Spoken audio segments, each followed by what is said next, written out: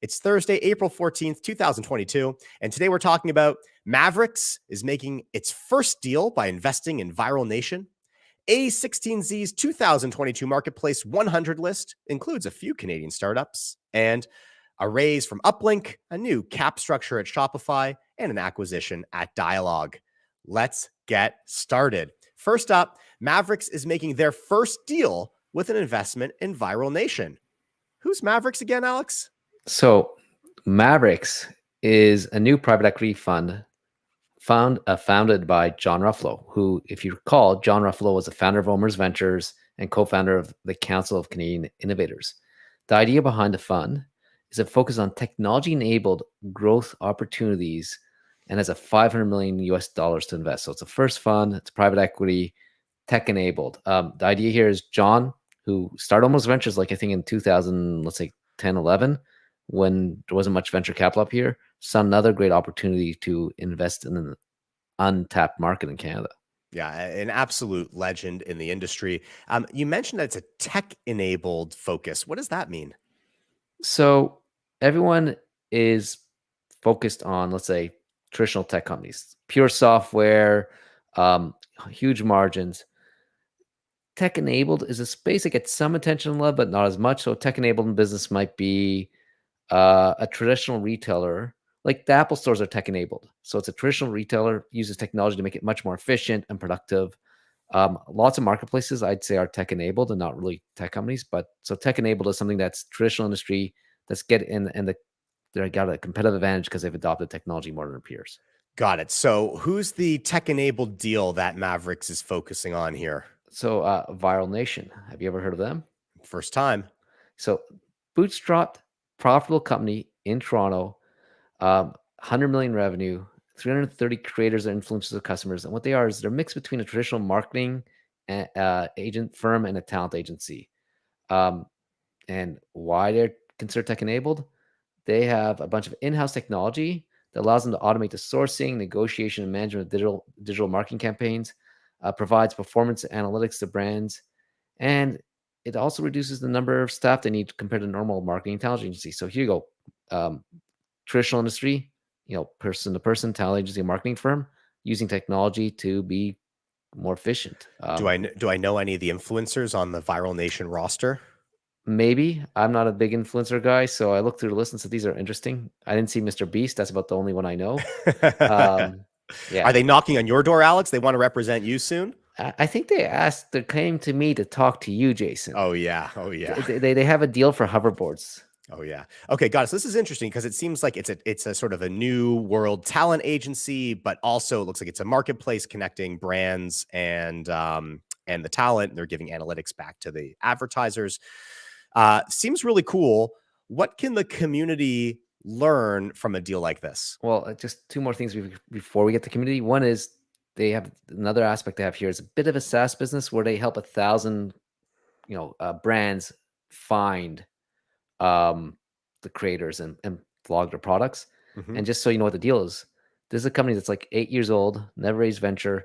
They just got $250 million from Maverix and Elbridge, who we've heard of before, for a minority stake. So I don't know if that's 49% or 8%, but it's pretty good. So I think that's relevant because now we get to what the TechTO community can take away is, first of all, bootstrapping doesn't mean small and doesn't mean there's going to be a small exit. It's just another way of financing your company, and that not everything has to be venture backed. We talk a lot about venture deals, but here's a company that's basically a decade old, bootstrapped it, focused on profitability, focused on scaling growth, and that they only were able to do that because of the technology enablement, and they built a massive business. So bootstrapping is a way to go. And second of all, sometimes tech-enabled is better than 100% tech. Like if you look at tech-enabled in the creator marketplaces, there is a bunch of companies out there helping match, influencers to brands.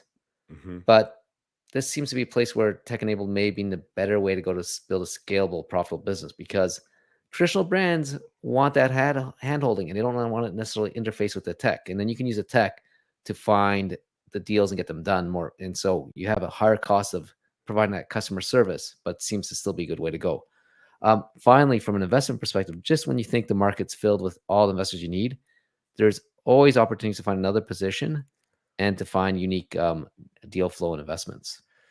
I love it. And do you think, back to the first one of the bootstrap, do you think there's some secondary that happens after 8 years of bootstrapping your company and bringing in some outside dollars? I think this was all secondary, because it clearly was word isn't it was what's it, paid 250 for minority stake. It wasn't Got it. invested.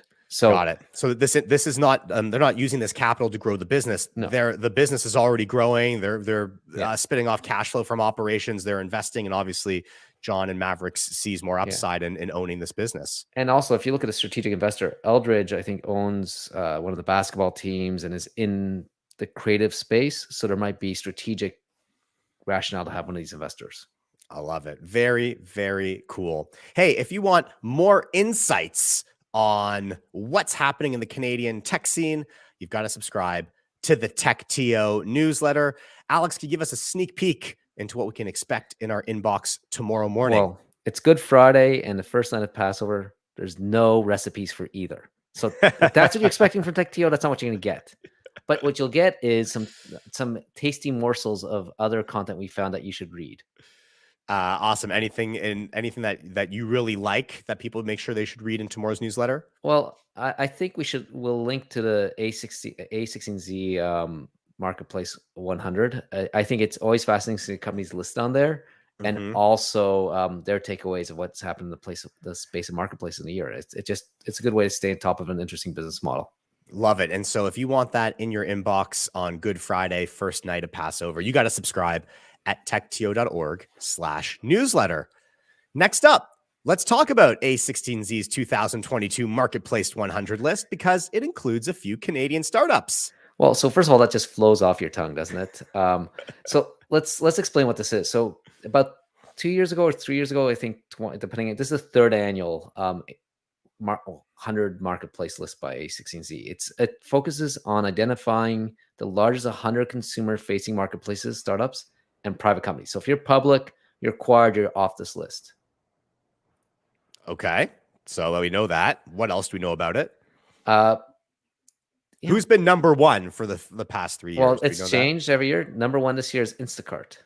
Very nice. Okay. So Instacart number one. Hey, kind of Canadian. Yeah. So, when I go look at this list, I was actually Canada was underwhelming in how it appeared. So depending on your definition of Canada, you had 1 to 3 companies currently on the list. One that's clearly Canadian every sense is Ritual. They were number 83. Wow. There was Fair, which I have listed as a HQ in California.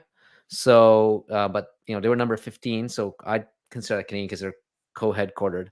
And then you had Instacart, which would be the third one because you have a Canadian founder. Okay, so number 1, number 15, and number 83.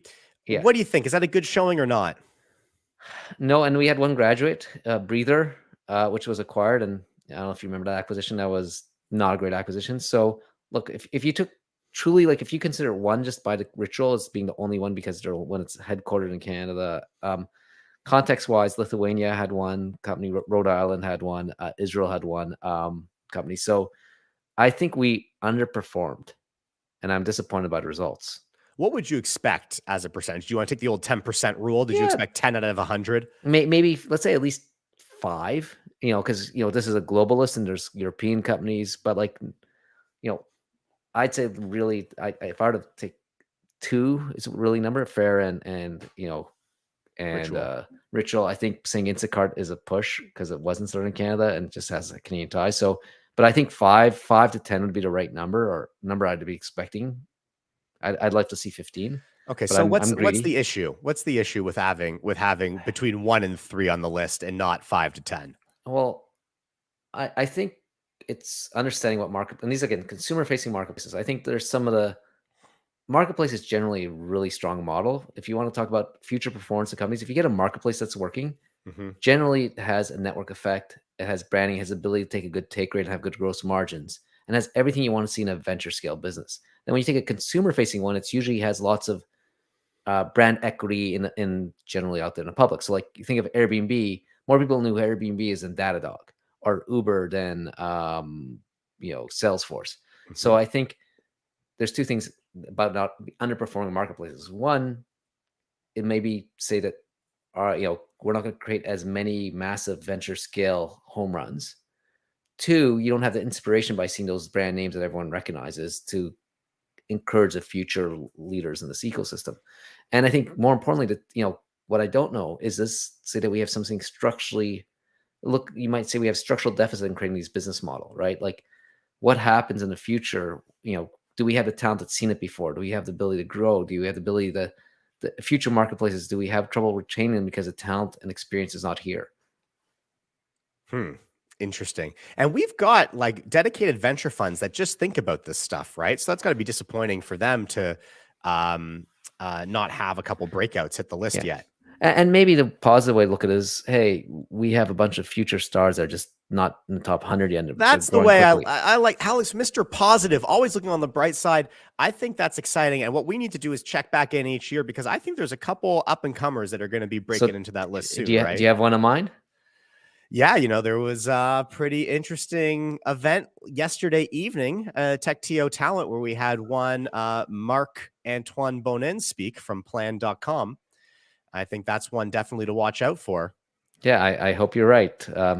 Love the founders. Does that count as consumer? Does that count as consumer? Well, it depends on our definition. Is fair count as consumer? Fair. Well, there you go. There you go. So, yeah, fair is there. I think planned can be there. Yeah, hopefully next year. And one of the takeaways in the report, which we'll link to, is a lot of the marketplaces that are new to the list, you could see the correlation in growth last year with COVID vaccines. And so planned is definitely one that will benefit from COVID vaccines and return to work. Yeah, fantastic news for them and hopefully for the whole Canadian marketplace community. What else do you think we can learn from this list? Well, what's if you start going into the dynamic of the list, the dynamics of who's on that list is actually quite interesting. There's two changes. One used to be winner take most marketplaces. Now you're getting a bunch of marketplaces that aren't winner take most. So even if there's an industry you like and you're not established yet, there's opportunity to get onto that list. And I think the dynamics of sub industries where marketplaces, there's new industries and new categories being created constantly. So there's an opportunity. There's a lot of places where marketplaces can be have not traditionally been in technology. It can be. So it's interesting to use that mindset to think, how can I change an industry? Yeah. And so if you're a founder looking for an idea, that's definitely a mental model to use to apply to some experiences that you might have already. And I think the other thing is, look, you've now got a list of 100, the top 100 and a bunch of graduates. If you're looking for mentors or investors, I'd be using that list to find potential mentors, potential angels that understand marketplaces and have some credibility. Yeah. So, people ask me, how do I find an angel? How do I find a mentor? Here's a list of 100+ companies you should be poking around. Sure. It doesn't need to be the founder and CEO, right? There's all sorts of intelligent folks in leadership positions and managerial positions. The entire bench strength that these companies are building is quite impressive. And so lots of opportunities to find your way into them, to learn from them and their experiences. Yes, sir. You know where else you can learn from other people's experiences, Alex? TechTO. Hey, we got some amazing in-person events coming up very soon. Yes. You got to join us in Toronto to kick off summer at our summer social series on May 11th at Stacked Market. Come to meet and mingle with some of the brightest minds in not just marketplaces, but all of Canadian tech, and enjoy what we hope will be some amazing summer weather and some great food and drinks. You can grab your tickets on our website at techto.org. I'm going to it sounds great. And I think there's one more reason you should show up to that event. We're going to announce our second annual rocket ship list at that event. Oh, so awesome. I know everyone's looking for new jobs, the great resignation, the great rehiring, whatever you want to call it. And you want to know which companies to work for? That's why we developed the rocket ship list. We have an even bigger, greater, better research list going to be announced that day. Oh, can't wait. Can't wait to see who the new rocket ships are going to be. All right, next, let's dive into some of the raise and acquisition news from this week. First up, looks like fintech startup Uplinq has closed a $3.5 million round. Tell me more about this one, Alex. So a lot of investors in there. This was co-led by Service Ventures and N4IP. Full disclosure on the GP at N4IP with participation from Movi Partners, Impulsum Ventures, Magic Fund, Assure Syndicates, and DVC Syndicates. So a Okay, lot so of a lot of smart, non-Canadian. a lot of smart people in there. But this is a neat one because I don't have to ask you what you think those investors were thinking when they made this bet. I can Yeah. just ask you, why did you make a bet on Uplinq? So, and a couple things. One is you have a serial entrepreneur who's started a few companies before, but more they were, and this was sort of gets why this is interesting, is Uplinq is offering a tool to make fast credit assessment or credit assessment platform, particularly aimed at small businesses. And so what they're doing is instead of trying to take on financial players, they're enabling financial institutions to have a new product, be more competitive, and they are focusing internationally right away. So you've got an international market, SMBs, which is a huge market, and um, basically financial institutions as customers. Three massive markets combined together in a serial entrepreneur made us an interesting investment to make. And I think it's counterintuitive to what we see in Canada. Most companies start first servicing Canada. They start trying to take on the incumbents. Mhm. They target either large consumers or sort of large enterprises or consumers. And here's someone taking basically three counter bets as one and makes it an interesting investment to make. That's awesome. Well, I think that's going to be one that we're going to follow closely on Quick Takes and hoping that we're going to have some really cool news coming out of Uplinq soon. Also, some news out of Shopify this week. What's happening over there? So two pieces of what I'd call related news, and both got a bit of attention. So Shopify's proposed to change its governance structure to give Toby 40% of the total voting power. So they have an A class and a B class share right now. B class has like 10 votes for each share, but they're also now adding a founder class, which Toby will have. And between that and the ownership and the B, will give him 40% of voting rights. And interesting thing here is the founder class is non-transferable, so basically he can't give it to his daughter or son. And the second piece of news here was Shopify also announced that all employees now will get like a budget and they can choose how much of that's in equity and how much is cash. So choose your own adventure and your compensation. So two relatively big changes in how Shopify is governed and compensated. And why are you finding this interesting?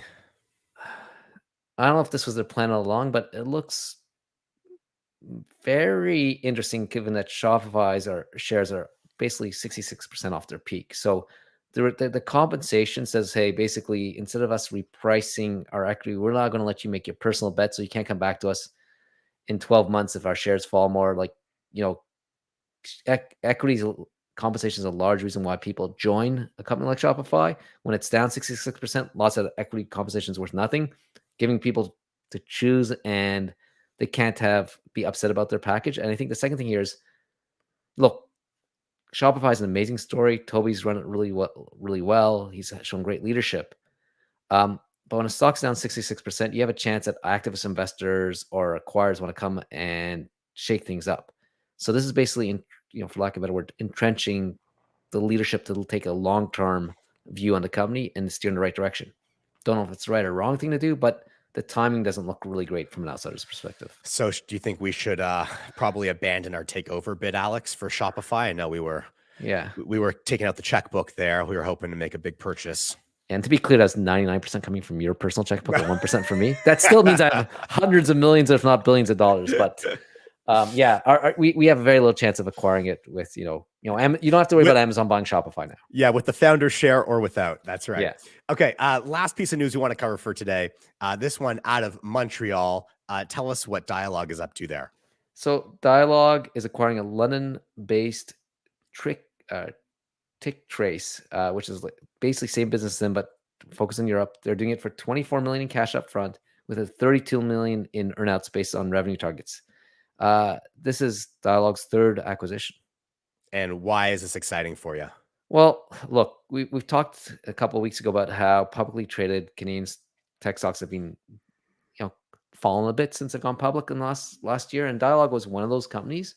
So we've talked about the downsides, but there's still a huge upside of being public. They have the ability to raise cash from the public markets.